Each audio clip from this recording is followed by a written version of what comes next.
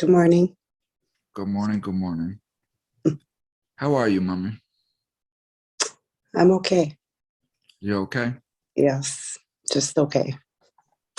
So the point of us getting together today and running this conversation that we're getting ready to get into is you've been having some issues, and we met and we talked, and we just got like similar experiences, and you have a story that I think a lot of women can relate to. And I really want your story to get out there. So just just tell me a little bit of who you are and how you became Miss Janelle. Um, well, I'm 38.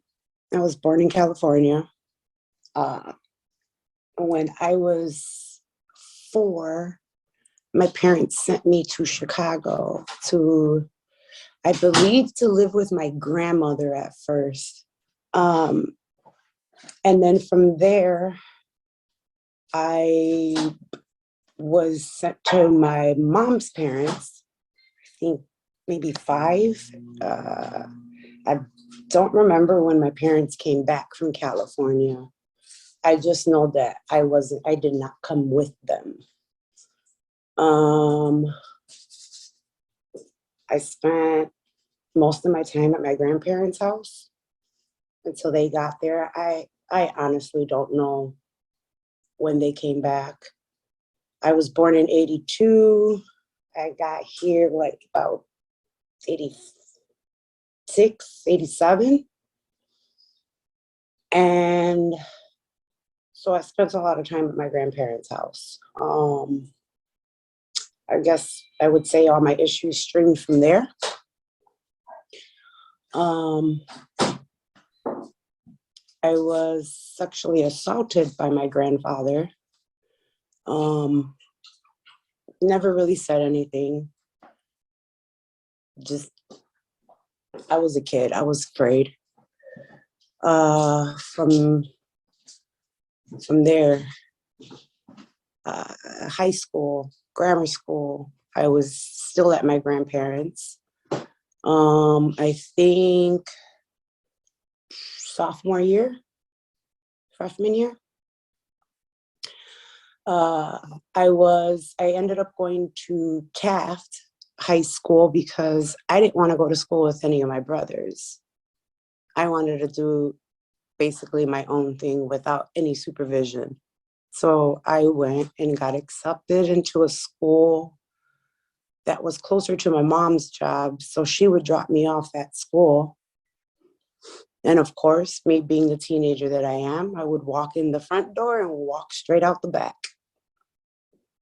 I'd watch my mom's car turn onto the street. I was gone. By the end of my high school, my freshman year, I'm sorry, at Taft, I decided to cut school, go to a daytime. I was raped. I got pregnant with my 22-year-old.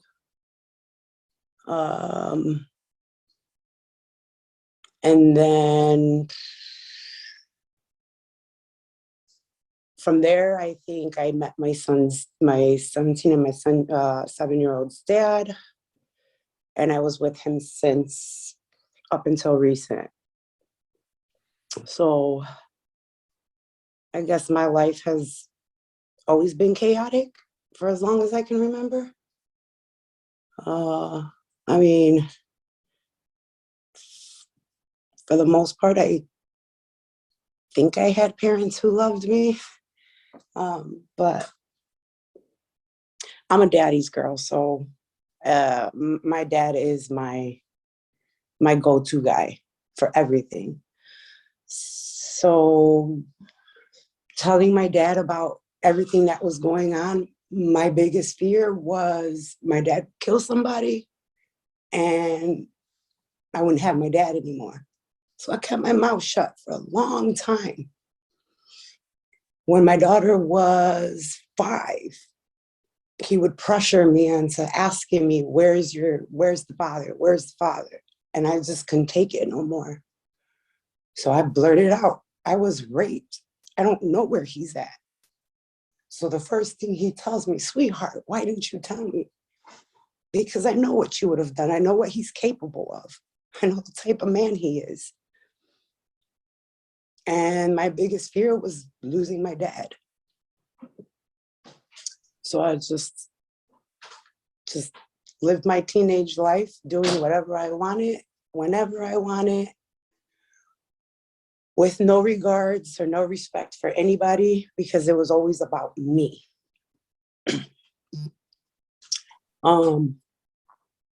Just certain situations in my life has made me very selfish. So, and here I am today. How was your childhood before you got to your grandparents' house? It was great. It was my mom, my brother, and I, and my dad. We lived in a little apartment in California. My dad did construction. I believe my mom worked as well, but for the most part, stayed home with us. I remember my dad coming home every day, sit in his ugly little chair. We'd take off his boots. We'd climb all over him. And then we knew every Friday when he got home from work, we were going to Toys R Us to get a brand new toy every Friday. I remember my dad and my mom taking us out places. I mean, for the most part, I had a good childhood. My first 4 years were great. And then you go to your grandparents' house. And everything changed. How old were you when the first occurrence happened? 6. And it went on until I was, 15? It's crazy. Do you want to go into any of that or? Sure. I mean, the only way to get it out, right? How did it start?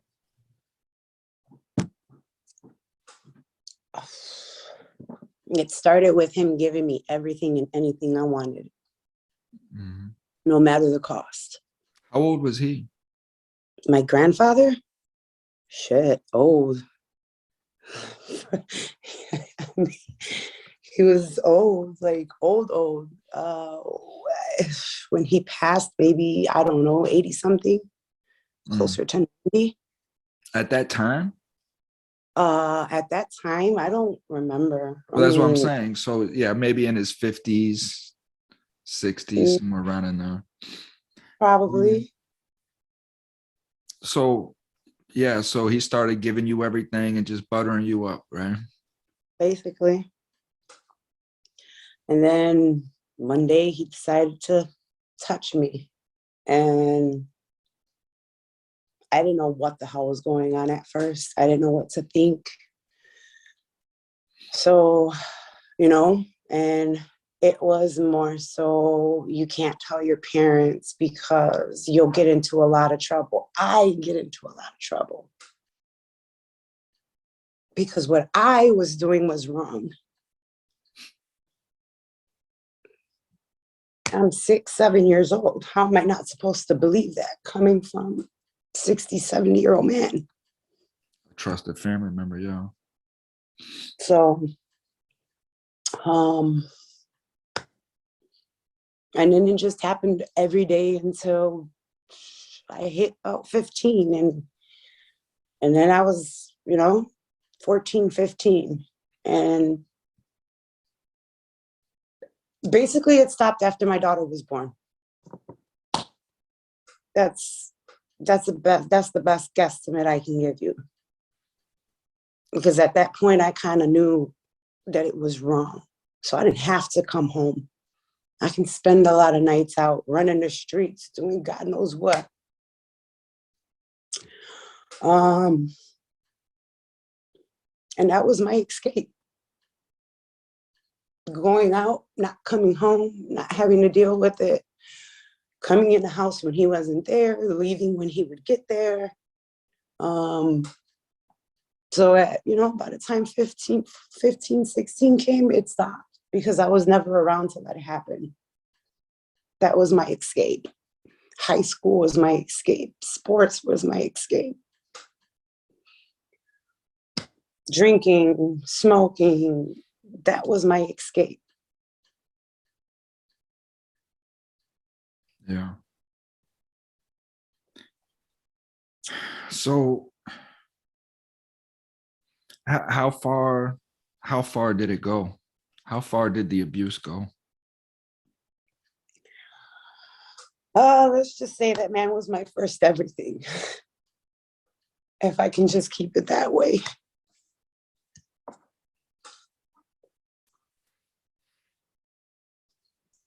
And you reflecting back now, like how how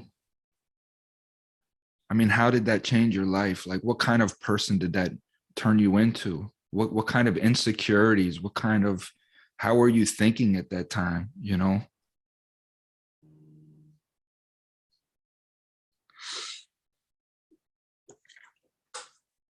I don't know how I was thinking. Maybe I was never good enough for anybody, or I would always be taken advantage of.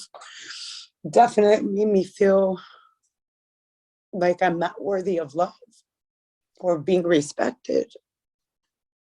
And that carries on until today. Not even when I was a kid, that carries on till even now that I'm 38.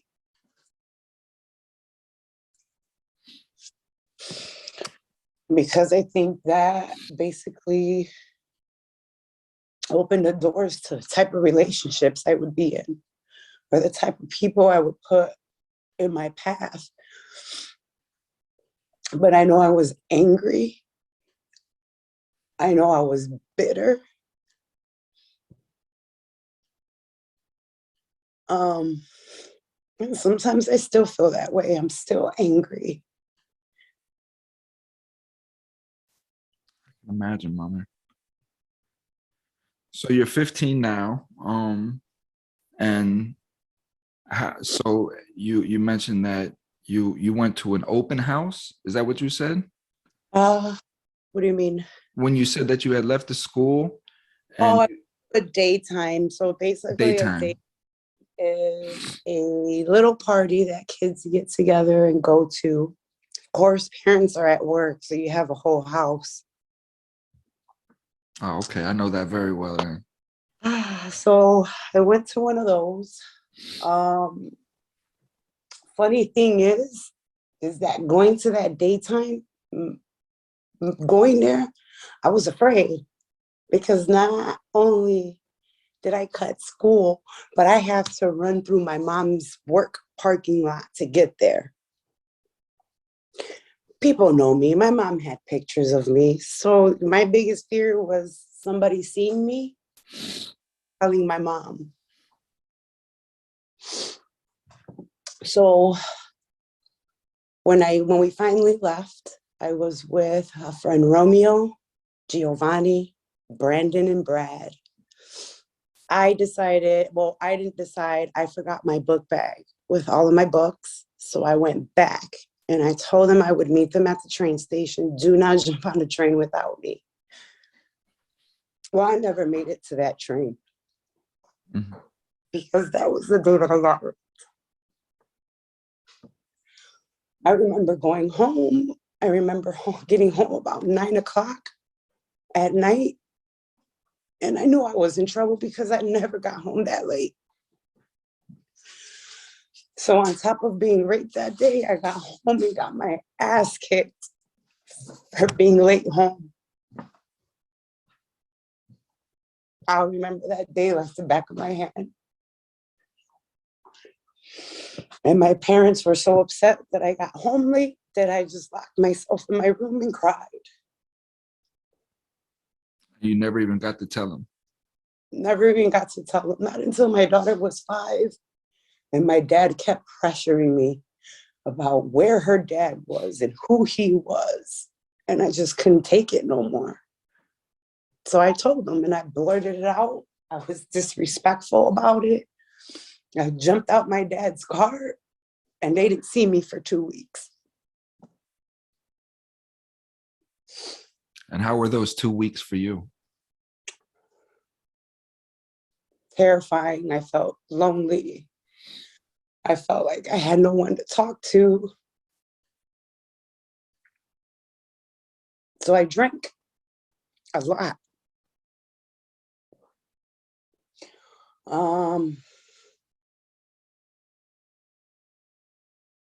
I think maybe a month or two after that I was pregnant.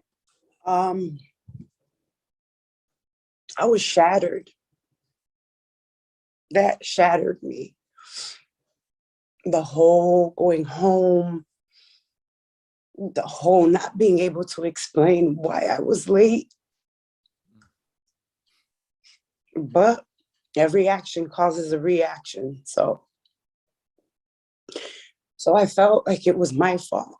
Had I not cut school that day, had I not went to that daytime party, none of this would never happen. So yeah, I felt like, I made my bed, I gotta lay in it. Mm. So the daughter comes, she's 5, you blurt out, the truth that you've been holding, this whole time. Where does that go? Finally, my dad got in touch with me. We talked, we cried, and then he got a better understanding of why I didn't tell him.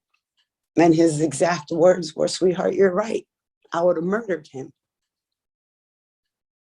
And then I would have been without my dad. And I just can't see my life without my dad. That man's my rock. Anytime I need something, anytime I have an issue, he's the person I go to talk to." Yeah, a lot of times I wonder if that's why my daughter don't come and talk to me, And that's not what I want, because I know it's tough out there, man, for a young, beautiful girl, We can be some pigs, man, We can be some pigs. So your daughter is still in your life now.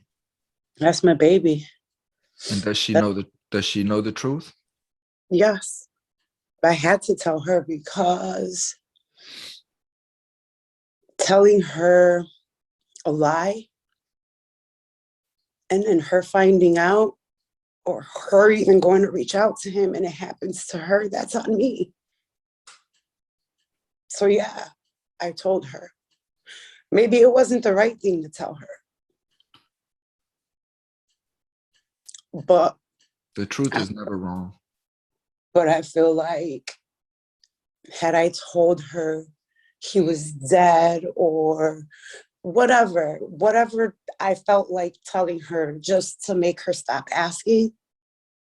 And if she would get older and curious and find out that he's very much alive after I told her he was dead, or whatever the case may have been, if I would have, she would have resented me for that. Sure. So I felt like I'd tell you the truth. And if you wanted to try and find him, that's fine. Just don't do it alone. And I can't face him. So you can't ask me. You can ask any one of your uncles. You can ask anybody. You just can't ask me. I can't face him. And to this day, I probably couldn't.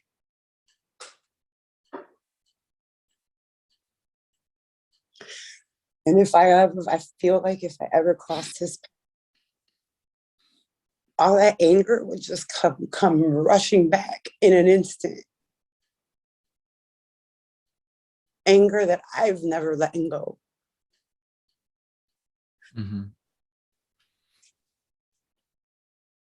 Are you okay? I'm fine. It's just hard to talk about it. It's not something I do on a daily basis. No, but it's good to get these things out because these are weights you carry with you, you know, and they're with you every day, all day long, you know, and Oh, it's it's huh? consuming. Yeah. So do I consuming. And you're not the only one. There's millions of women that are sitting in your position. Again, this is why I want to get this out there so women as yourself know that you're not alone. You know, you're not alone in this, even though that you can feel like you are, you know. There could be another 15-year-old girl out there in the same position as you right now that needs to hear this, you know, and maybe she can make different choices. Maybe that choice that you made to skip school, she'll hear that and she'll say, you know what, I'm going to stay in school. So that's the point of these messages, you know. Yeah, just I wouldn't recommend running away from it, definitely. Um, Face it head on, because at the end of the day, it destroys you as a person. It does.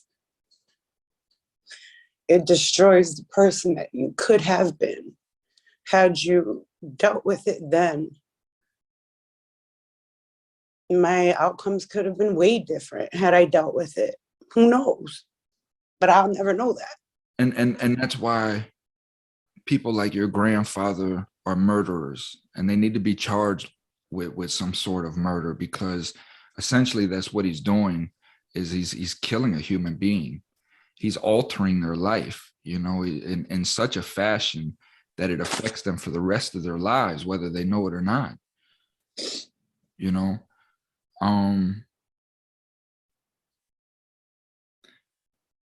So life is going on, you're carrying all of this with you, you know.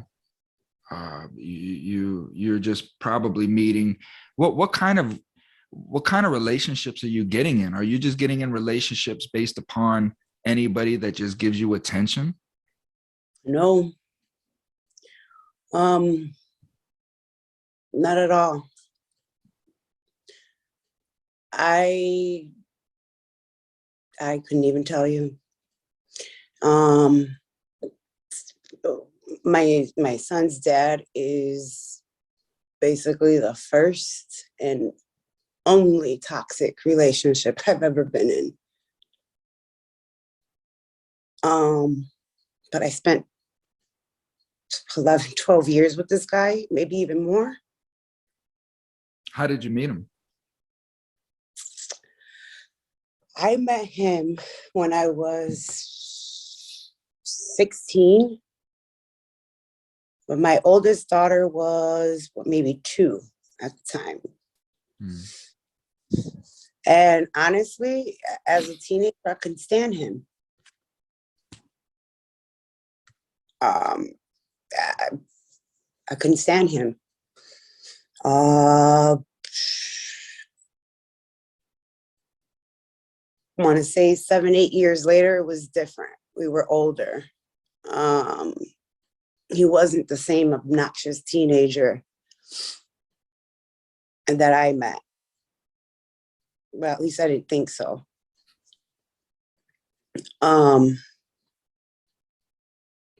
and we did good for 6, 7 years, maybe even we did good about 6 years. And I had gotten pregnant before my son, like before I had gotten pregnant once before my son. And I lost that baby due to him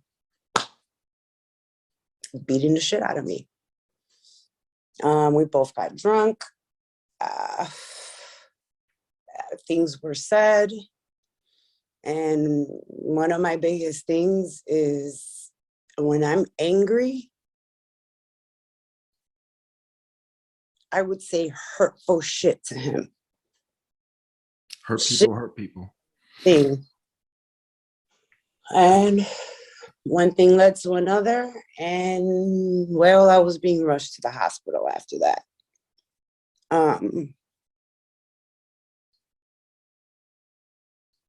I do recommend, if you're angry, watch what you say, more so how you say it, because that can definitely make somebody react in the worst way possible. And I know because I made somebody react in the worst way possible. Was that the first time he put his hands on you? That was the first time. What did you say? Come on, Janelle, what did you say? So he has these friends. Mm-hmm. And I've always told him some of the friends he has, he needs to get rid of. Mm-hmm. You know, and I understand you've known him as a kid. But when you have friends coming over to your house trying to get you to beat up somebody at the age of 35, 37 years old, come on. You got a son at home. Like, this is the type of people you want to hang out with. Mm-hmm. If you want to be a lowlife, then be a lowlife. But you can't say you love your son and you're still out there doing dumb shit. Shit that you know is going to get you locked up again. And so I basically told him that he needed to get rid of a lot of his friends. And basically that if he wanted to continue being friends with them and be the same piece of shit they are, to go. And of course, we were drunk. So we got angry very fast. And I got in his face, he got in mine, and it just got physical. Mm-hmm. So essentially you were telling him the truth. Yes, in a way, but it wasn't that I was telling him the truth. It was how I was telling him the truth. Mm-hmm. There's a way, as an adult, I know that there is a way to say something and there is not a way to say something. I know that now. And we know how women are. You know what I mean? We're men, and I've been in toxic relationships. You know what I mean? So we know how women cannot fight us head up and hurt us, you know. So Physically. Women, right. It's a tactical warfare, you know, and that's the thing, is that, you know, things are said to maim and to strike.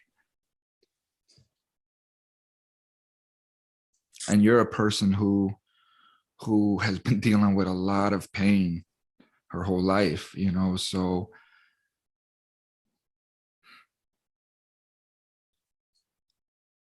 you lost a baby. At what stage? I was 3 months pregnant. My first trimester. And how did you explain this to the hospital? I mean, there was no way to explain it. I mean, somebody seen me running down the street, bloody, beat up. They stopped. They wouldn't let me go. They called the cops. Cops came. They already knew what happened.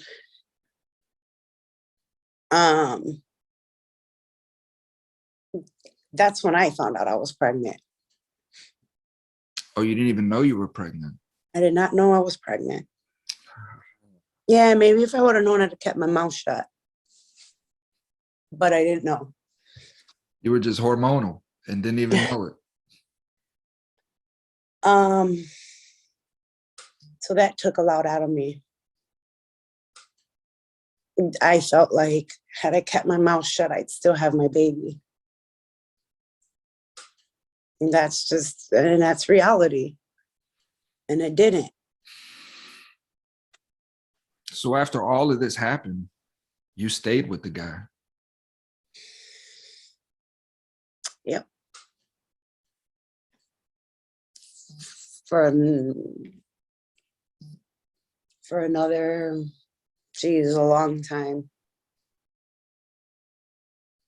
And how did you justify that within your psyche? I mean, what did you tell yourself to stay with somebody like that? Honestly, after everything I went through as a kid, I felt like it was normal. You honestly felt like this was normal?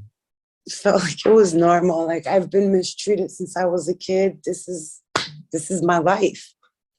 And that's how I felt. Did you feel like you couldn't do any better? Like this is what you deserved, or? In a sense. In a sense, because it's all I seen. It's all I knew. Outside of the way that my dad treated me, that's all I knew. And how did he talk to you on a norm? Was he demeaning to you? Was he? Oh, absolutely. But I think we were both demeaning to each other. Just a straight out toxic relationship. You know, like, he would say hurtful shit, and I would say even more hurtful shit. So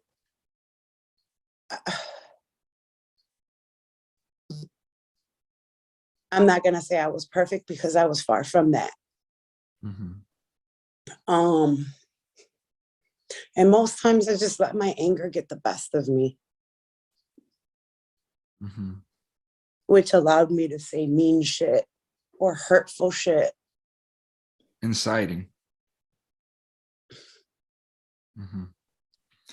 And obviously you guys still have some sort of intimacy because you have another son. He's 7. We have not been intimate for the last 4 years. Basically he would sleep upstairs and I would stay in the basement. Was that before your son was born? Were you guys still sleeping separate then? Yeah. So how does your son get? He's a great dad. I won't take that from him. That I will never take from him. He's a great dad. He loves his son. I know a lot of dads that would have ran the minute they found out their son was autistic. So that I can't take from him. I'll never take that from him. Mm-hmm. No, you always have to give somebody the respect where it's due, no matter what. He's a great father, just wasn't the best partner. But then again, neither was I. How long did the abuse go on? It has happened twice in all the time that we were together, twice. The last time it happened, I got home late from work. It was, why didn't you answer my calls? At that time, I was a practice manager at an orthopedic surgical institution in Waukesha, Wisconsin. So I would drive from basically Gurnee, Illinois to Waukesha, Wisconsin every morning. And it was a long day. We were seeing patients till about 9 o'clock at night.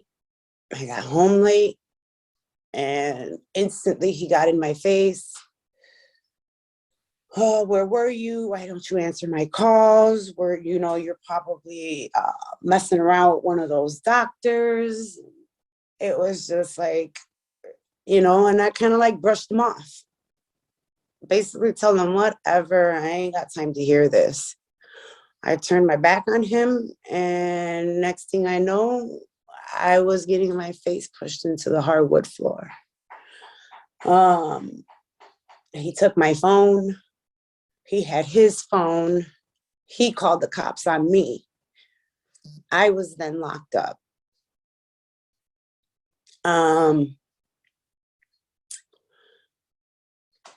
My dad bonded me out, got me a lawyer. My lawyer basically got medical records from the first time that I was physically assaulted by him. And basically, instead of doing jail time, I got probation. Just with his background and all of this and hospital records, I was able to get off with probation. Finished my probation and came to Indiana. Well, no, I went to Chicago first and I just moved to Indiana back in June. Good old Indiana, It's terrible out here. It's better than Chicago, though, I give you that. So you had an incident in Chicago, right? And you say that your son is a miracle baby. Yeah. So August 20th of 2020, I work from home. Over a year ago. Mm-hmm. I work from home. And at that time I was doing, so it would have been 2 p.m. Eastern to 11 p.m. Eastern. But because I am in Chicago, it was Central Time. So basically 1 to 10. I ended up staying at work like 2 hours late. So by the time I got off, it was already midnight my time. My friend came over to do some like repairs, like to fix my bathroom door, to put a stand up, just things that I needed to be done because at that point I wasn't living with my son's dad. We basically parted ways. And my son just so happened to be at home with me. And in the beginning, my son didn't want to go. My son has a mind of his own. And if he wants to go, he'll go. If not, he'll fight. Well, he fought me that day. And I completely ignored it. And I basically I was able to get him ready so that we can go drop my friend off. I was sitting on the corner in my car. My son was in the back seat sleeping in his car seat. And somebody ran up to my side of the car. Let 12 rounds loose. The first shot, my back was turned towards the shooter. So all I heard was a bang and metal hit metal. I did not know what was going on. When I turned around to see, all I felt was a sharp pain in my shoulder. I looked at my window. I can see the bullet hole. I can see the shattered glass. And then it fell. So everything went like in extreme slow motion. Mm-hmm. By the time I realized what was going on, I jumped in the back seat to cover my son. I then got shot in my spine, near my spine. My friend who was sitting in the front seat, he was exposed because I was no longer sitting in the front seat, and he got shot 9 times. He's fine. He was taken to the hospital in fair condition, and I was taken to the hospital in critical. I didn't want to leave my son at the scene. I was very defiant. I wasn't getting into that ambulance, not until somebody came and picked up my son. I was not getting in that ambulance. Well, somewhere between me fighting them and trying to wait to see if somebody would answer for my son, I passed out. I woke up. I was in the hospital.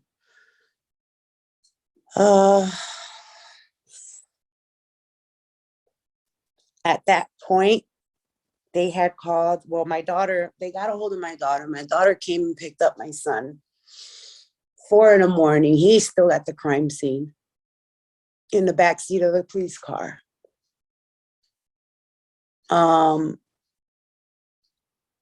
In turn, she called his dad, and I got home and he was there. I would ask if he was leaving, if he could please leave, and he did not. Because he felt like I needed him. And I felt like I didn't. I was angry at the situation. I was angry that he was in my house. And so what did I do? I went to work the very next day because I didn't want to deal with him. I didn't want to face him. I didn't want to talk to him. So I buried myself in work. And I would sit in my office and I wouldn't come out until he would fall asleep, even if I wasn't working.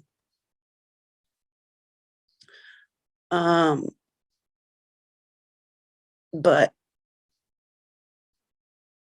I just knew it was done. I knew I was done. So we really haven't been together in over 4 years. Just trying to co-parent in the same house. And let me tell you, that's difficult. And it ain't even worth it. Is the toxicity still present? Of course, right? Oh, absolutely. Absolutely. I get told how I'm a shitty parent or how I think of only myself. But I feel like if I don't think about myself, when I don't think for myself only, who is? I'm all I have. You know, well, I guess where are you at now? Like you made mention earlier, you know, about some of the emotions that you still have now, the insecurities and stuff, but who is Janelle now, right now, in this moment? Like, who are you, and where do you see yourself going? I don't even know. I don't even know who I am. I don't even know what I want anymore, or if I still want the same things that I used to when I was a kid. I don't know. I'm still that lost soul I was when I was a little girl. That's the honest to God truth. Mm-hmm. And it's killing you, Anna. It's kind of destroying me. You know what though, Janelle, is I mean, I had a lot of these same emotions and feelings when I was in prison, you know, questioning myself, what kind of person was I, you know, if I was even good being in my daughter's life, you know, just all kinds of things, you know. I've been made to feel that way. You know, but at the end of the day, the beauty about it is you get to find who you are from this point. You know what I mean? It's like, okay, I have a clean slate. I could be whoever and whatever I want to be. I don't have to follow the dreams that I had when I was a child. I can create new dreams. What do I want to be now? What do I want to do now? You know, and you just do it, or you just start working towards it. But I think you're old enough and you understand enough now that nothing really matters. We've lived our lives always worrying about what other people think about us, other people's perceptions. I know I have. Always trying to earn my father's respect, always trying to earn my brother's respect, just always trying to earn people's respect that really didn't even know how to give it. You know, and they were just lost people themselves. And I just came to a realization, like I could spend the rest of my life trying to make other people happy, which people just aren't fucking happy ever, you know, or I can just spend what rest of my life I do have left just making myself happy and just doing whatever it is that I want to do and being whoever it is that I want to be. And I really don't care if anybody likes me or not. You know, this is me, and this is just what I got going on, you know. I got out of prison, and I fell into a relationship with someone that I grew very insecure quickly. You know, I'm entering into really a world now that I've never even really entered into, and that society as a grown adult with expectations to produce like an adult now, you know. And I had no idea. I really still don't even know how to even do that. But all I can do is just be me, man. And that's what I've grown to love, you know. I've grown to love who I am right now. And who I am, I know, is the person that I want to be. And when I can look myself in the face, no matter where I'm at, what I'm going through, no matter how stressed out I am, I can always look at myself and tell myself that, you know, I love who you are, and we can get through this. We can do this. We've been through worse. You know, we've been through worse. What's the most scariest for me is just the unknown. I've never been alone. So now I've always had somebody. I've always lived with somebody. I've always depended, even though that I always like to say that I'm independent and I like to do things on my own. I've always kept somebody in my back pocket. And I've always done it through manipulation. I've always done it through lies, you know, because of my own insecurities. And I just have to stop doing that because I've hurt a tremendous amount of people along the way. You know, so it's just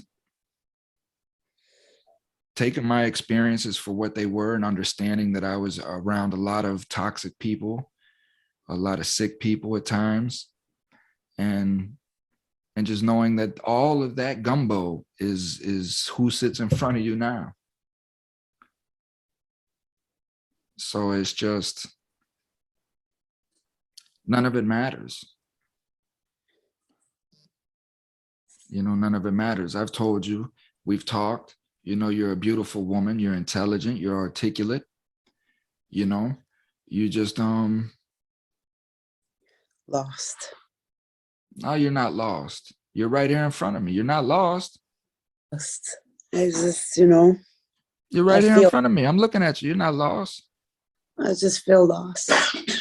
I feel. Okay, say that then. These are feelings. I feel lost. I feel like I've lost insight of who I am. But Janelle, you were never nobody. You were never nobody. You never even had the chance to be anybody because this sick fuck altered your perception on what life was. You never even got to form a personality. You never got to form into who Janelle really, really is. This is what I'm saying. Now there's nothing holding you back but yourself and your feelings. And my fears. We all have fears. I mean, what are some of your fears? Meeting someone just like my son's dad again. That's one of my biggest fears. Okay, hold on. Hold on. Let's break that down. Let's break this down. Let's break these fears down. You have a fear of meeting another man that's like your father. Not my father. Or not your father, I'm sorry, but your son's father. Like my father. Yeah, your son's father. Problem. You know, growing up, I used to watch my dad sing to my mom in an ugly ass old green Nova. I mean, like, as a kid, I remember going to the zoo with my parents and getting ice cream after. I remember going to aquariums. My parents did shit with us.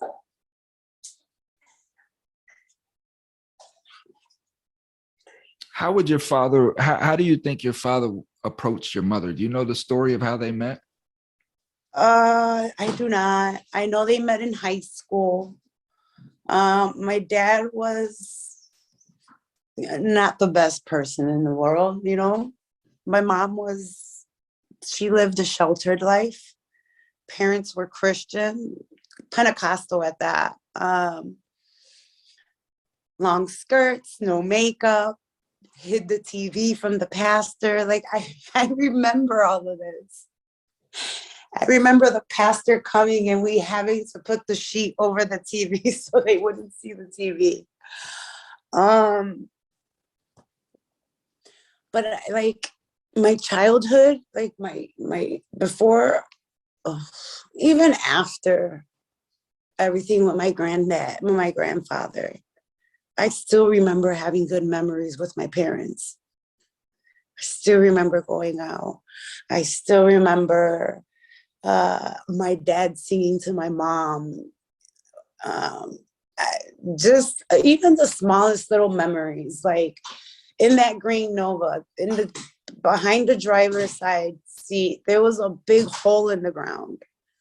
We used to throw all of our garbage out of there. Like it was just small memories like that. That's what I live for. Those are the memories that I can go back and I can laugh at now. I remember my dad doing donuts in the Ventures parking lot. My mom had this long, oh my God. My mom had this long Polaroid coat on. My dad's doing donuts in this parking lot. It's icy, it's snowy. And my mom falls out the car. My brother and I, my dad, we all laughed, you know, it was funny. My mom was not so thrilled about it. She didn't laugh. I remember my dad taking us out to go get ice cream one night. My mom was tired, didn't want to go, so she stood home. We had a pit bull named Magnum and a pit bull named Snow. These were the dogs we grew up with. Well, my mom had this fuzzy, she had this fuzzy robe on, and my dogs didn't like fur. So they chased her into the bathroom and we couldn't go eat ice cream because we had to let my mom out. Like things like that. Like, yes, we all laughed as a family. It was fun. So I do remember a lot of the good memories. I can't complain about that. I live off of those memories because they were some of the best memories. A lot of us do that, you know. I don't know if that's a good thing or a bad thing. You know, dudes in prison, they'd have pictures of all their cars or women, you know, beautiful women, you know, jewelry and just all kinds of stuff from their past that just made them feel good, you know, and that they held on to or whatnot. And I used to do the same thing, you know, until I realized that I was just holding on to things that were gone, you know, and it was hindering my perception towards the things that were in front of me because I was always comparing, you know what I mean?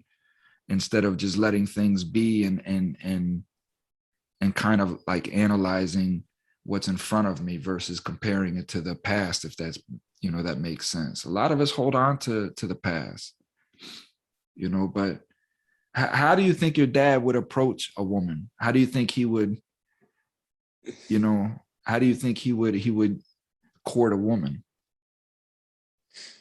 I've never seen my dad mistreat a woman. Mistreat as in like how? In any way, shape, or form. Not disrespect, not talk down. No, never. My dad is a very encouraging man. Even though my dad lived a certain lifestyle, I remember getting tucked in every night. I remembered my dad telling me I was beautiful and that I could be whatever I wanted to be.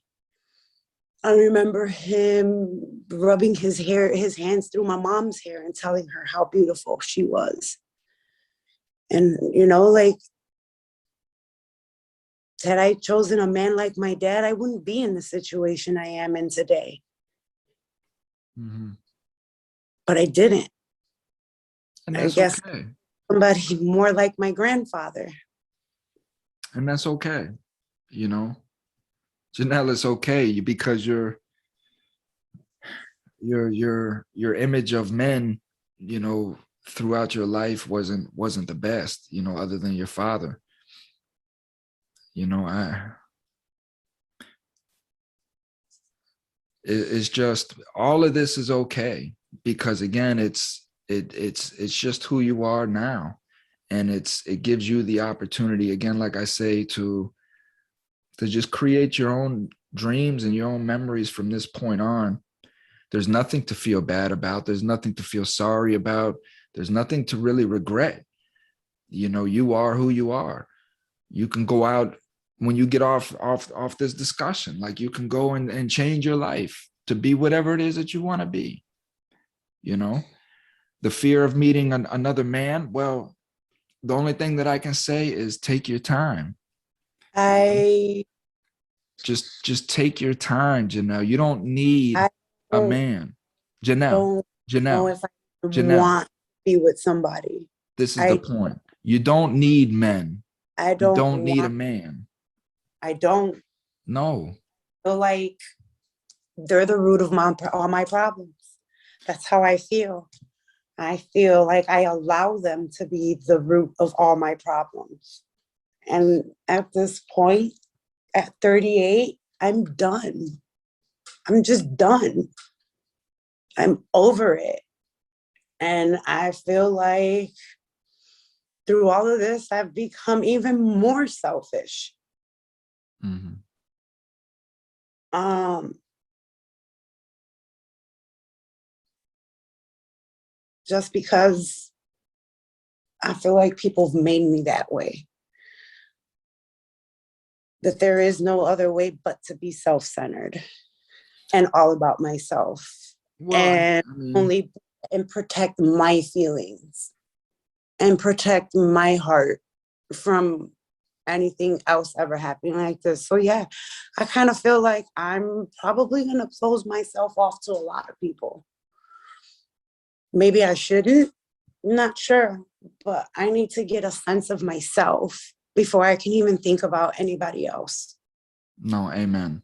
And if you have to close yourself off to the world, then that's just what you have to do. But you know, I'm a firm believer that this is why God gave us selfishness. This is why God gave us self-centeredness, and you know, for protective reasons of this fashion, because we have to think about ourselves.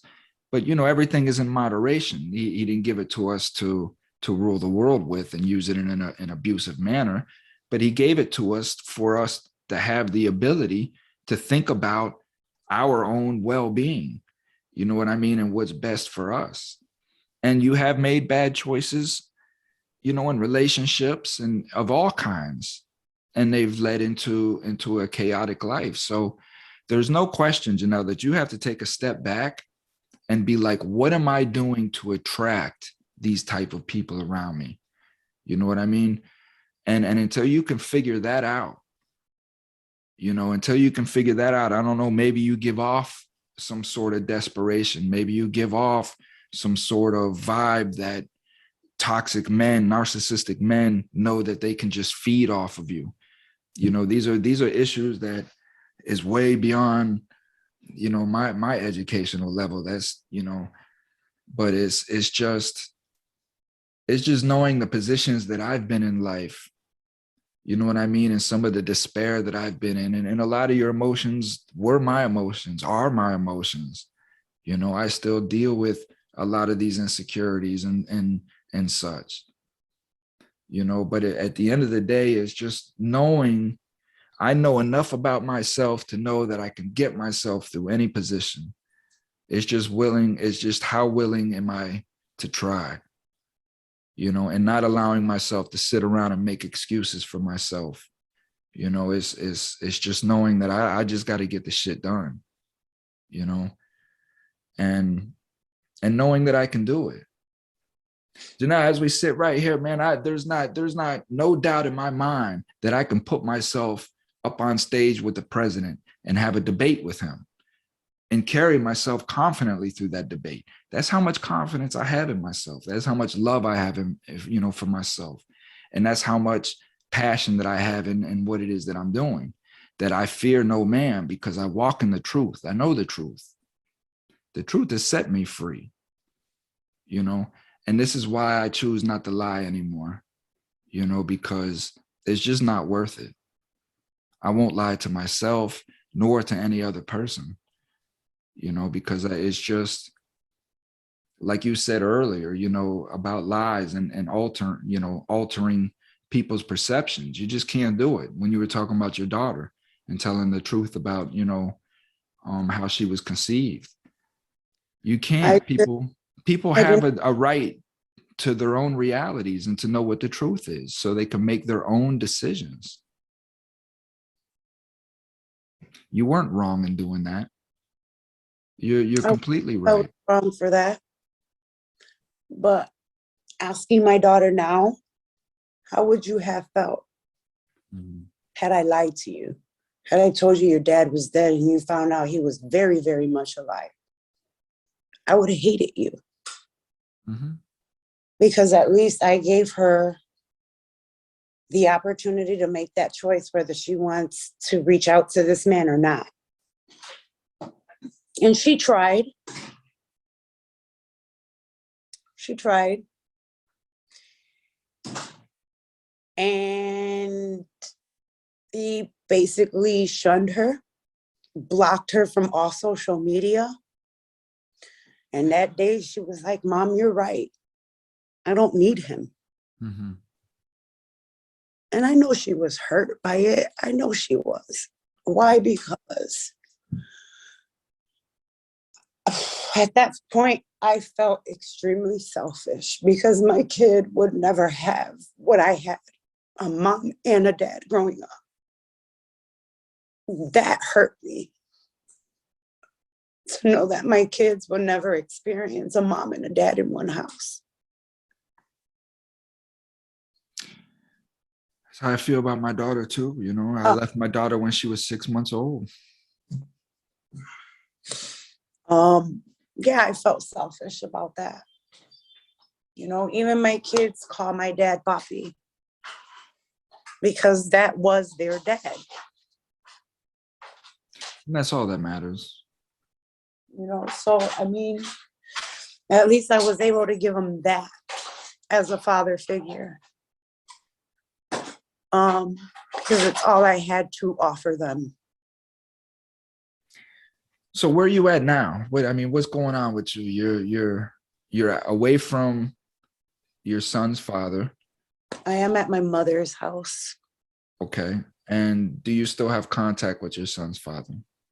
Well, yes, because when he works nights, I basically go over there, I work, and I stay with my son. And when he works days, I don't really have to be there until he gets there. When I get off at work at 6, I'm usually at the house maybe another 2 hours. When he gets there, I run out the front door. Mm. And the son stays there? Yeah. And you say that the son is autistic. Now I'm kind of ignorant when it comes to autism, but like I know that you have some sort like levels of autism, right? Yes. Like Um, what's his he's level? fully functioning. He's nonverbal. Mm. He's still in diapers. We still got to do a lot for him because he doesn't understand the concept of putting on his shirt or his pants. So it's like having a 7-year-old 1-year-old where you still gotta very much. I don't have to feed him, of course, because he'll feed himself. But like if I tell my son, put your shirt on, go get your pants on, and put your shoes, uh, he's gonna look at me like, what? Mhm. So we have to do it in moderations. Hey, let's put your shirt on. You know, I would let him dress himself, but everything would probably be backwards. So we try to do it for him. That's probably one of our biggest mistakes, is that we don't allow him to do it himself, which makes him very dependent on us. But at the end of the day, That's what I was gonna say. I mean, okay, so he puts his clothes on backwards, but like, who cares? I care, as any other parent would care. Well, no, I mean, What I understand that you can't let him go outside looking like that, but I mean, okay, so he puts his clothes on, he puts them on backwards, he runs around the house 10 minutes with his clothes on backwards, and then you switch him around. Would he know? No, absolutely not. Like, we let him, but I wouldn't send him to school with his shirt inside out Right, of or course. tag in the front. It's just, so it's like we let him. But if it was up to Ezra, he would not be he just have a diaper on. That's it. No socks, no shoes, no shirt, no pants, no nothing. How did you, like, when did you realize that he was autistic? Oh, I knew he was autistic from the moment he was born. I knew, personally, I knew something was off with my kid. By the time he was 4 months, I knew indefinitely something was off. And I said autism because I've worked with children with autism. So it was just certain things he would do that your normal child doesn't do. So I would go to his pediatrician and I'd be like, look, something's off. Like, I think he has autism. She's like, well, we can't tell right now. You have to wait till, a certain age. And I'm like, no, I used to pressure her. And she's like, well, we can't do anything because the state won't allow us to. By the time he was 1 year and 3 months, she's like, there's definitely developmental delays. And I was like, it's autism. And she's like, well, we can't determine that. So we went through doctors and specialists, and I was right. It was autism. Finally, I told her, I was like, if you would have addressed this sooner, I said, my son would have had the best possible outcome. She says, I know. And I knew that you were right. But as a doctor, we have to follow our resources first. Mm-hmm. So they had, they did all of that. And we found out he was autistic along with some hearing issues. By the time he was 2, he had ear stents and hasn't had an issue since. But that's my heart and soul right there. My kids are my world. And the fact that, well, my 2 older ones, it's understandable. They're older, they're living their life. Going to school, whatever the case, working, they have their own life. But my son, that's the baby. He's always going to be the baby. Mm-hmm. And so do you see any signs of trauma from the shooting from last year, or? Not at all. Do you think he has any idea of what happened, that they were gunshots or anything? My son has lived a very sheltered life. He's always at home. So I honestly feel like the sound, the commotion, that's what scared him. But The my yelling son, and all of that stuff? huh? Was there yelling, like, screaming, yelling, and just the whole chaotic scene? Yeah. Yeah, I was screaming. I was hysterical. I was like, we're getting shot at. My friend is telling me, no, we're not. And I'm like, are you stupid? Like, dude, you live in the city. You've lived in this shit your whole life. How do you know? How do you not know? It was me, like, yeah, it was all of it. Me pulling my son out the car when it was over, out of his sleep. Him seeing me bleeding all over the place, me lifting up his shirt, turning him around, pulling down his pants, turning him around. That right there was just, it was a lot for him. It was so much for that boy to process. I hear windows shattering. I hear loud bangs. I feel my mom jump on top of me. She's pulling me out the car the next minute and turning me around and lifting up my clothes and pulling off my clothes just to make sure he wasn't shot. The whole different strangers, different people grabbing him and, like them fading into the background and not being able to see me. Like, that's what freaked him out. Yeah. Because to be honest with you, it wasn't the shooting.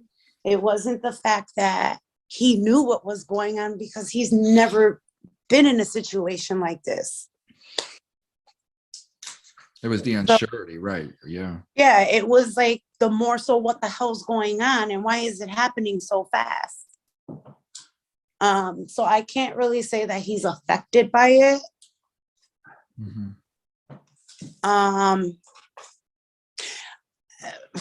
Another thing that leads me to believe that he is that before all of that happened, he would sleep by himself in his own room, in his own bed. And now he refuses. Mm. He won't sleep in his bed at all? Nope. Mm. Nope. Not at all. He has to be next to me. Mm.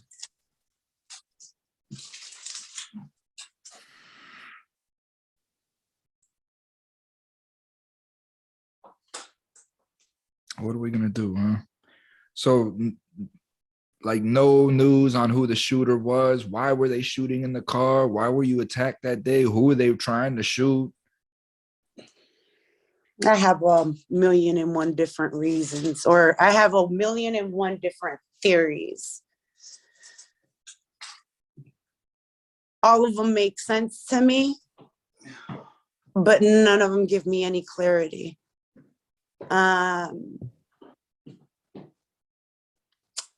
I was in what they call Imperial Gangsters neighborhood. I have a blue Subaru. I am a diehard Cowboys fan. I had a huge 5-point star on the back like of this my one? Like this like one right that here? one, but bigger, on the back of my window. So to the right of where I was parked, it's Spanish Cobras. They're folks. And you have gangsters, Imperial gangsters, which are also folks, but don't get along with the Cobras. Then to the left of them, you have Latin Kings. They're people, and they don't get along with either one of them in between. So my first theory is I got shot because of my 5-point star on the back of my car. Mm. My second theory was maybe it was retaliation for the lifestyle that my dad lived, and I was their easy target. My third and final theory is that my brother took off with one of the Imperial gangsters' drugs. And a few years before this happened to me, my brother was damn near thrown in a trunk. Mm. The owner of the store basically told them to leave him alone, that he knew my brother's sister. They let him go. But I also know these people that my brother took all those drugs from. And that's my other theory. Because you ran up to my side of the car. You didn't run up to the guy. You ran up to my side of the car. You made sure that you shot into the driver's side of the car, where mm-hmm. I was sitting with a bright ass pink shirt. So you know it was a female. Mm-hmm. And that's another one of my theories, so I really don't know why I got shot. It could have been any one of those, for real, for real. So no, I have no answer as to why I was shot. I don't know if it was random. I don't feel like it was random because I feel like you made it a point to come to my side of the car. Usually you will approach a man before you approach a woman, but you didn't this time. Why? That's my biggest question. Why didn't you approach him? Why did you approach me? Who in my life has crossed your path for you to come and do this to me? Mm-hmm. And so I have very valid reasons to feel how I feel, or to make it even a thought of why I was shot. But it is what it is. As far as the cops go, Let me see the bullets. Let me see the bullet wounds. Let me see your scars. so I have one here, and then I have one, and I'm not sure if you'll be able to see it. Let me see. Yeah, dang, that's right on the spine, girl. Damn it, man. I'm blessed to be walking. Oh my God. It's still in there though, no? They can't remove it because it's not a higher chance. It's not high of enough chance for me to walk out of the hospital. And I damn sure don't want to roll out the hospital. The one that went into my shoulder, it stopped near my heart. They don't want to remove that either. Dang, you got both of them in you? I do. Can you go through a metal detector? I have not been through a metal detector yet, but I'm pretty sure I can't. Dang, and then you got MRIs to deal with too. You can't even get an I don't MRI. get MRIs anymore. Yeah, that's crazy. I can only get CT scans and I can only get x-rays. I can never get another MRI. You got to be careful with that because, yeah, any kind of magnetic force around you can, especially that one right by your spine and your heart, and things move just a little bit. Dang it, girl.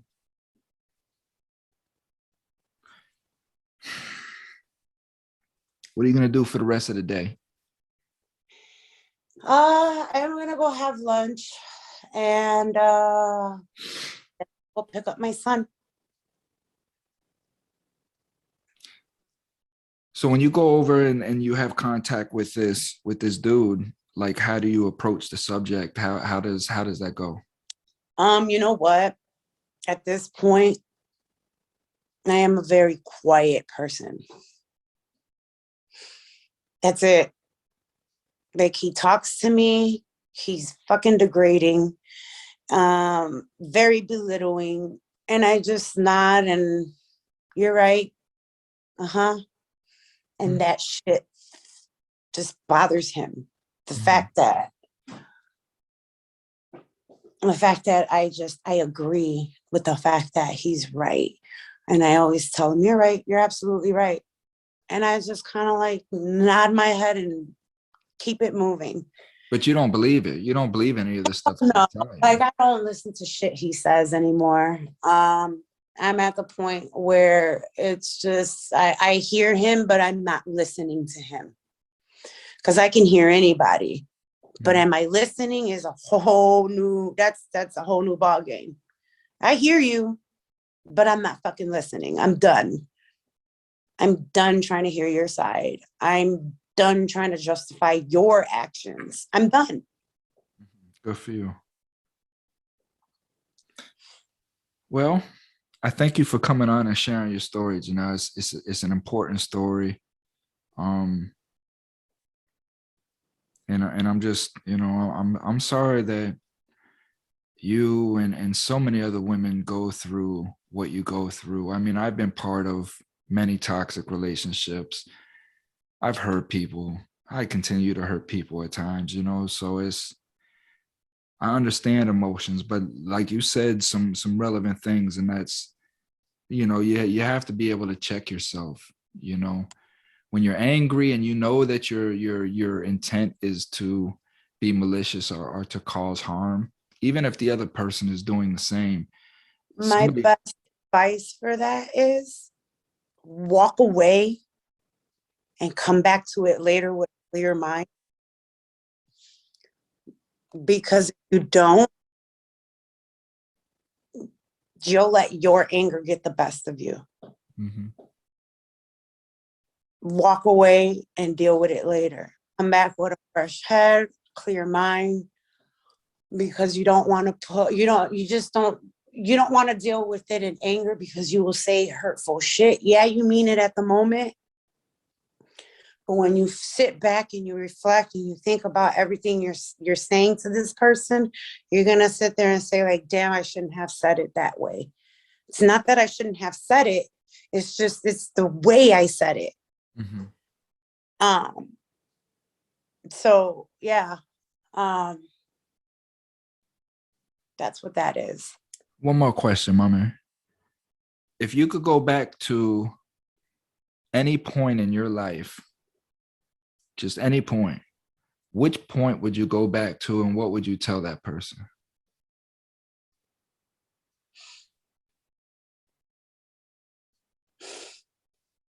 What do you mean? What would you tell the little girl, or wherever, whatever point you go to? Like, what would you tell Janelle if you went back in time? Have you ever thought about that? Huh? Tell your dad. Because I feel that now. I'm 38 years old and all I feel is like I should have told my dad. Maybe he would have handled it the wrong way, but at least I would have known that there was somebody fighting for me. And it would have stopped. You know, that's it. Just tell somebody. So if there's any girl that's out there going through what they're going through now, even if they don't know anybody, they have to let somebody know. Tell somebody, tell the person you trust the most. But what if That's that's nobody? What if you don't trust anybody, Mommy? like me, like I didn't, What do you do? then you turn out like me. No, but that's no good. Somebody's always gonna be there's gonna be somebody who's gonna listen. Thomas Even if Freeme is going to listen. stranger, even if it's a random stranger, tell somebody. Somebody's gonna listen. Somebody will fight for you. Mm-hmm. And And that's why I'm here. I'm here. If there's anybody out there that's watching this and you don't know, you can direct message me. You can find me on social media, and we'll figure out what to do from there. We'll find the best option. But like Janelle is saying, you have to let somebody know. I'm here for anybody. Trust me, I'm the last person that's gonna allow anybody to be bullied, harassed, anything of that nature. So if I can help in any kind of way, yeah, like Janelle says, you have to tell somebody. So I'm here for anybody that has nobody to tell. So I wish I could have been there for you.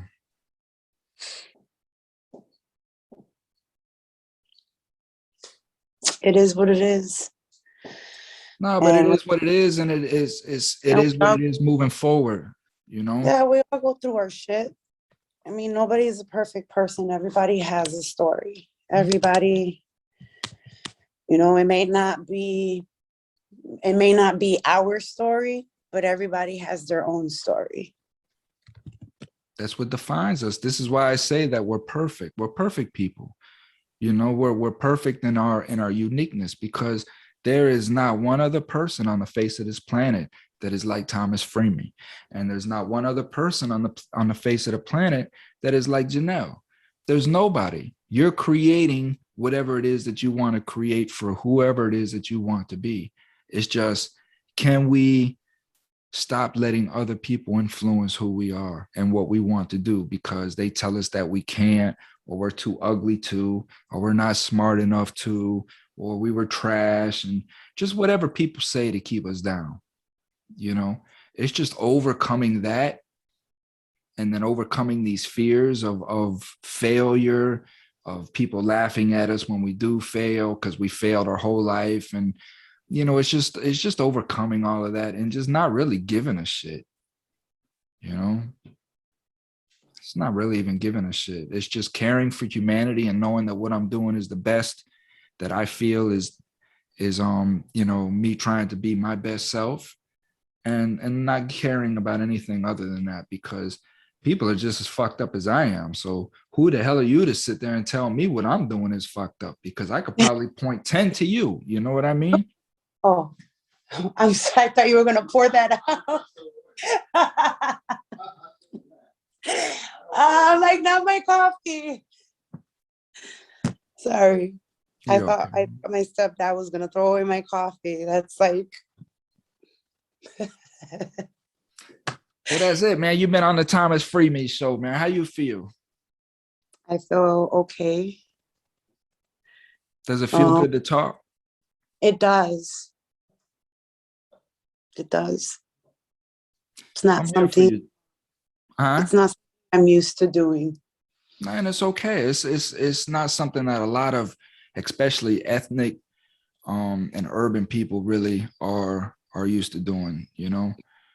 Us white people, we do it all the time. We'll walk up to people we don't even know and just, hey man, I'm having a shitty day, whatever.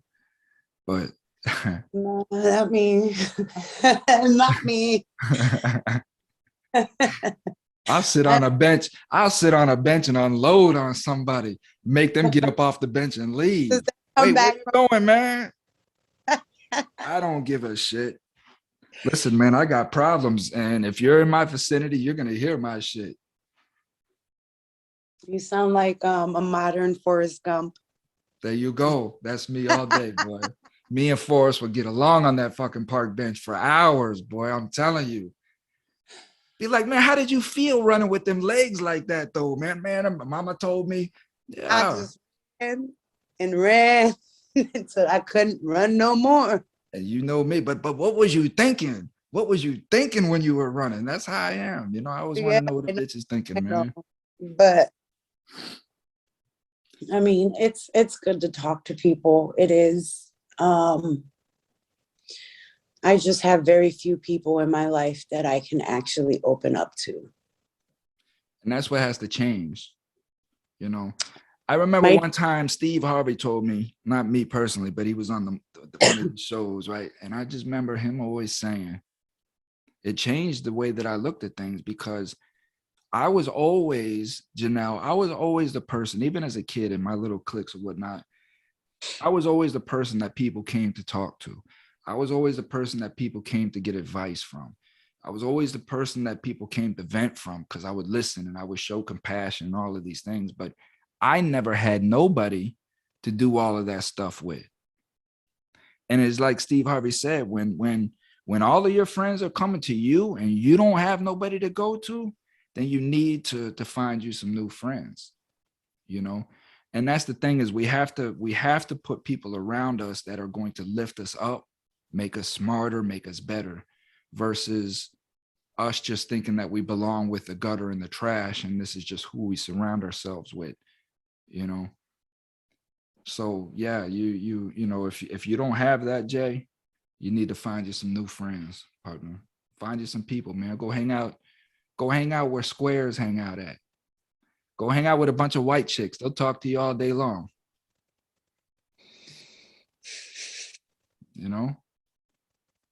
It's okay, man. I had to accept that myself. Like, man, I don't want to hang out. Them dudes are lame, or, whatever. But I had to get out of that mentality, that urban street tough thing, and just know that it was okay to get out and socialize. You know what I'm saying? To get out and to be square and be lame and laugh and do silly stuff, and people laugh at you and you be okay with that. It's just okay. One of my greatest perks in life is I can smile and laugh through it all. I don't know if that's a perk though, mama. A gift. I don't know if that's a gift. It is a gift. Nah, because when you're smiling through pain, mommy. Yeah, but at the same time, I can smile through all the shit I've been through. Yes, that you can So smile at. But you got to know that you're walking through shit when you're walking through it. I know I'm walking through shit, Nobody's smiling when they're knee walking deep, through shit. knee Yeah, deep in it. But at the same token, like, I'm still gonna keep a smile on my face. I'm still gonna be my happy-go-lucky self because that's who I am. you are. I'm just an overall happy person, regardless of all the shit that I've And been you have a through. beautiful smile. Let me see your smile. You see? I mean, without all that wet hair in the way, but let me see your smile, man. But actually, it's Huh? not wet. Okay. Well, you know. It's not wet. Thank you. um, No, but you you know, are, man. You have a beautiful despite my red, smile. like I even said, I promise they're not black eyes. It's just lack of sleep. That's all. Um, Oh, look at my eyes, man. yeah, you hide it better than I do, you know? I don't. Hmm. My dark skin makes it look even darker. So No, but all bullshit aside, though, Janelle, you're a very beautiful woman. You have a beautiful smile. We've carried a conversation. You're articulate. You're a caring person. You've just had a bad streak of luck, you know. But you can change that. You have to stop looking at the things, you know, the way that you are, and just be able to look at yourself in the mirror and just say, you know what, girl, we've been through some shit and I love you for that, and we're not going to take no shit from nobody no more. I'm not going to let nobody, the first time somebody even forms their mouth to say something negative to me, I'm just going to walk away from them. I don't have time for it. If you're not positive, if you're not loving, if you're not trying to motivate me, if you're not trying to uplift me, you have no business in my life, period. Point blank. I'm a new person. I'm Janelle now. You know, I'm the Janelle I always wanted to be from this day moving forward.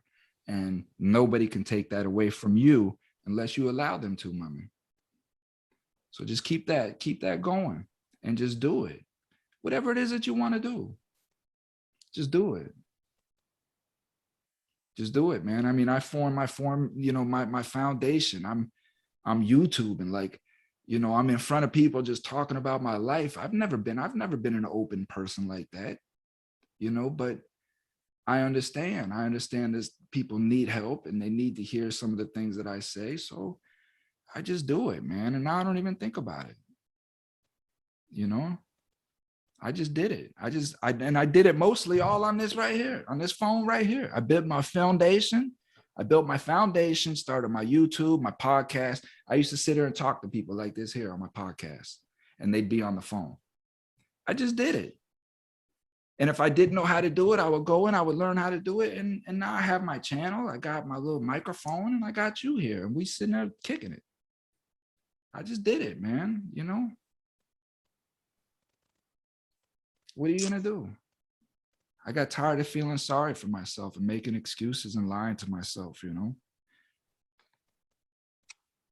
So that's all I got for you, man. That's the Thomas Free Me experience, man. How do you feel, huh? How you feel, huh? I feel good overall. That's good, mama. You should. You should wake up every day with a smile and go to sleep with the I same do wake smile. I do wake up with a smile. And You go to know, like sleep with the same smile. If I you am like, you know what? I'm gonna say it like this. I've always worked in the medical field. Working with people was my thing. When COVID hit and my son being autistic and nonverbal, it kind of scared the shit out of me because I was more afraid of what I can bring home to him and him not being able to express something's going on. So I went into healthcare IT and I talked to patients all day long, you know, and I joke with them. You know, I help them through their little issues. And, you know, it's just being able to help somebody, period. No matter how it is helping them. I live for that. Yeah, maybe one day I'll go back to the medical field. I do miss it, but I also really like working from home. It's okay So as long as, again, you're still progressing. You always want to make sure you're progressing, mama. Make sure you progress, make sure you're moving towards the goals that you want. But again, you have to find who you are, mama. Find who you want Janelle to be, and just start forming her. Create a new Janelle. I'm Be whoever definitely you going want to to be be. the spirit I used to be. Huh? That I'm definitely going to become the free spirit I used to be. I mean, you can be whatever you want to be. I love that free spirit. I mean, look, I enjoy driving. I enjoy long walks. And you know what? Through all of that, I can clear my head. I can think. And it feels good. Mm-hmm. It Well, mommy, feels we'll see. We'll like see where. somebody barking orders in my ear. Yeah, fuck all that. Fuck Um, all that. I've I let people dictate who I'm gonna become my whole life. I'm done. Well, yeah, because you've been insecure your whole life. You've been used and abused and manipulated, and you've been beat and shot. You know what I'm saying? I mean, Jesus Christ, how much can one person take? But you're here, Don't mommy. please don't say that. What? I don't say that shit no more. I do not. I don't challenge Mother Nature. I don't even say that type of stuff anymore. I don't. What's next?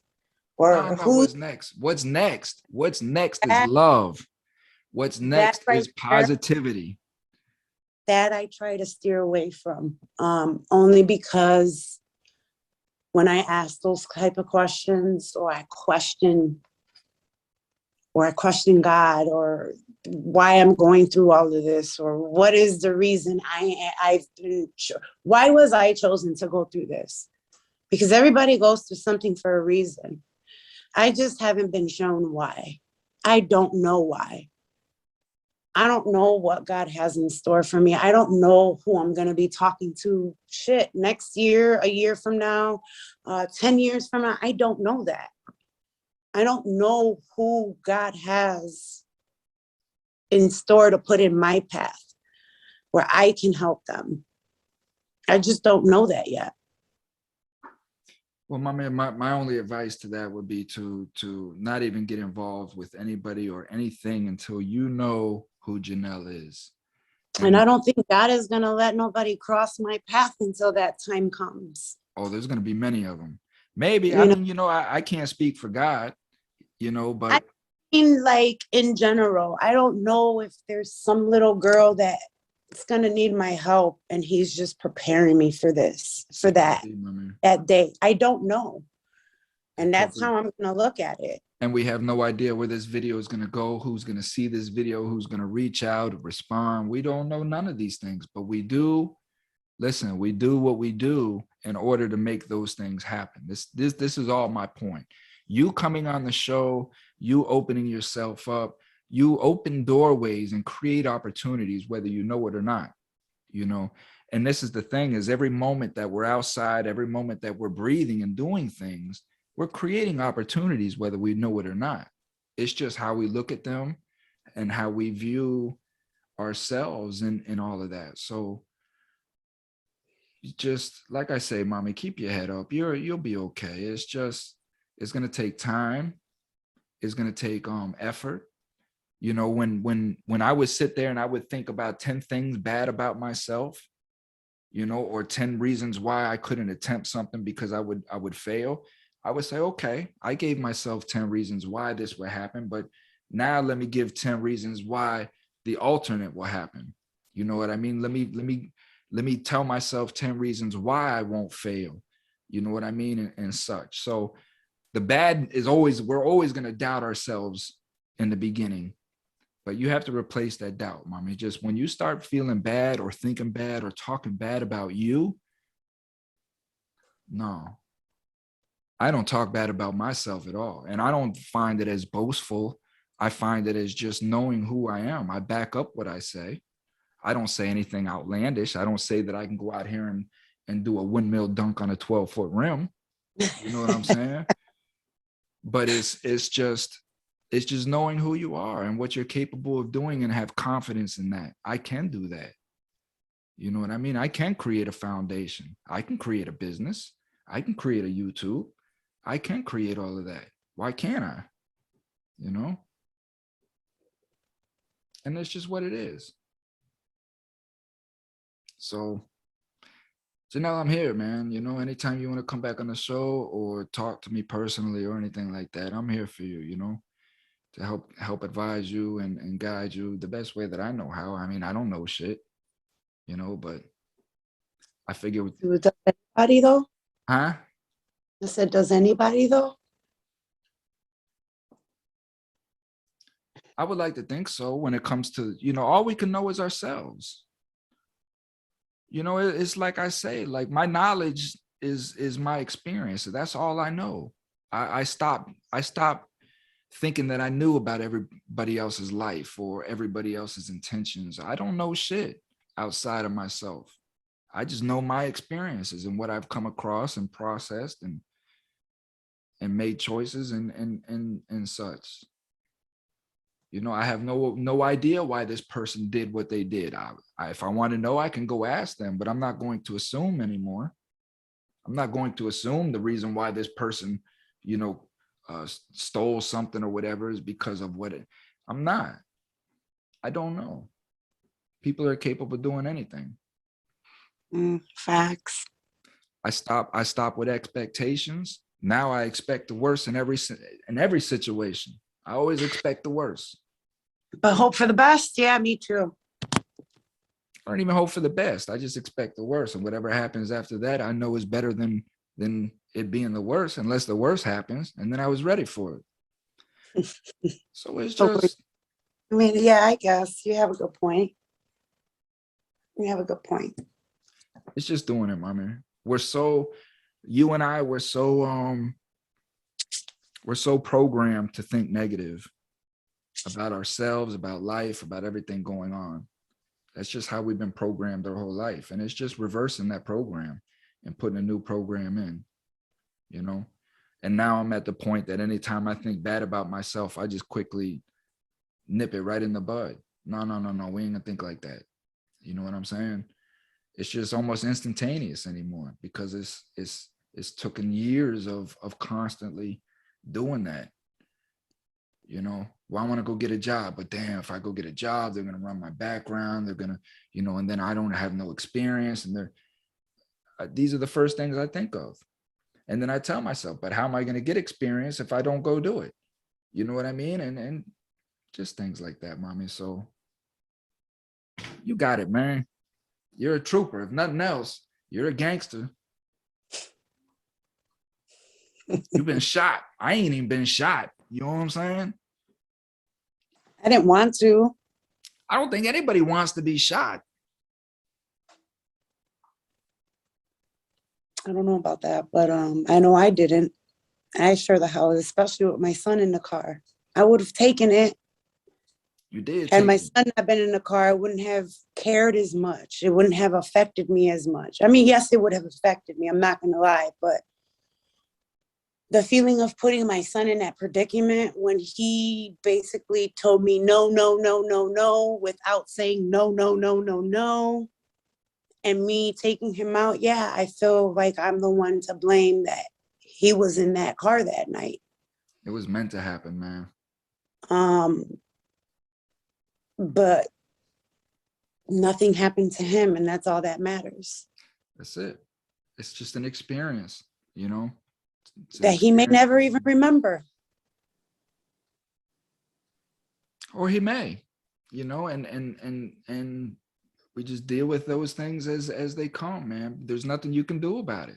It is what it is. You deal with it through education. You deal with it through positivity, love.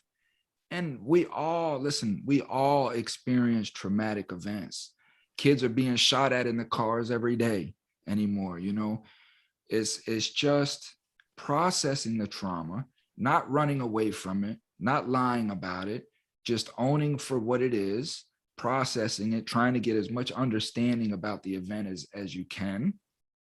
And then just understanding that things happen, things occur, we're here, and we can make better choices moving forward. So, Mommy, I'm gonna end it here, and you take care of yourself, okay? All right. It was good Bye. seeing you. Yeah. And it is what it is, man. What are we gonna do? Live life. Live life with a happy smile, man. All right, Jay. Stay up with me. All right. Bye. All right, bye, Mommy.